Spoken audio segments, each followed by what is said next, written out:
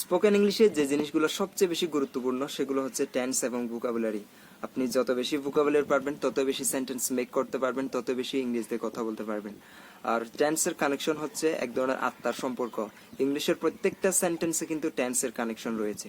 প্রথমে বলে আপনি কিভাবে ভোকাবুলারি শিখবেন। ভোকাবুলারি এক একজন এক একভাবে শিখে। আর যদি আমার মতো বলি, আপনি ইংরেজদের রচিত বই পড়তে পারেন, নিউজ পেপার পড়তে পারেন, পডকাস্ট শুনতে পারেন, কার্টুন, মুভিজ এগুলো দেখতে পারেন। এবং আপনি যদি কোনো নতুন জায়গায় যান, তখন আপনার আশেপাশে যেগুলো থাকে এগুলো মোবাইলের ডিকশনারির সাহায্যে বা চ্যাট জিপিটির সাহায্যে সেন্টেন্স মেক করে শিখতে পারেন। আপনি অ্যাটলিস্ট ডেলি যদি আপনি 10টা ভোকাবুলারি শিখেন, ওইগুলো এনাফ। আপনার 100 ভোকাবুলারি বা 50টা ভোকাবুলারি শিখতে হবে না, ডেলি 10টা হলে এনাফ।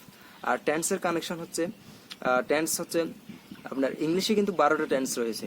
আপনার প্রথম বেসিক অ্যান্ড ইন্টারমিডিয়েট লেভেলে আপনাকে প্রথমে 6 থেকে 7টা টেন্স আয়ত্ত করতে হবে। যেমন present simple, present perfect, present continuous, past simple, past continuous, তারপর হচ্ছে future, future simple, future continuous. এগুলো, এই টেন্সগুলো শিখেন, এগুলো দিয়ে আপনি অনেকগুলো সেন্টেন্স মেক করতে পারবেন। আর আমি এটা বলছি না যে প্রত্যেক সবগুলো টেন্স দরকার না, অবশ্যই দরকার আছে। প্রত্যেকটা টেন্সের কিন্তু কানেকশন আছে স্পোকেন ইংলিশে।